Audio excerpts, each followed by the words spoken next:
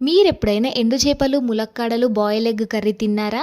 ఒక్కసారి నేను చేస్తున్నా చూడండి చాలా బావుంటది. అసలే వాతావరణం చల్లగా ఉంది. చినుకులు కూడా పడుతున్నాయి. ఇంకా మా బాబుకైతే తినాలనిపించింది. నేనిక్కడ ఎండు చేపలనైతే క్లీన్ చేసేసుకొని ఇలా వేయిస్తున్నాను. మంచిగా వేయించిన తర్వాత ఒకసారి వాష్ చేసుకొని పక్కనైతే పెట్టేసి దాంట్లోనే ఆయిల్ వేసేసుకోవాలి. అండ్ ఆనియన్స్ అయితే ఎక్కువగా కట్ చేసేసుకొని మంచిగా ఫ్రై చేసుకోవాలి. ఫ్రై అయ్యాక అల్లం వెల్లుల్లి పేస్ట్ వేయించి మళ్ళీ ఫ్రై చేసేసుకోవాలి. ఇలా మంచిగా ఫ్రై అయిన తర్వాత ఎండు చేపలు వేసేసి అందులోనే ములక్కాడలు కూడా వేసేసి మంచిగా ఫ్రై చేసేసుకోవాలి ఆయిల్‌లో. ఇవి ఆయిల్‌లో ఎంత ఫ్రై చేస్తే అంత టేస్ట్ బావుంటది.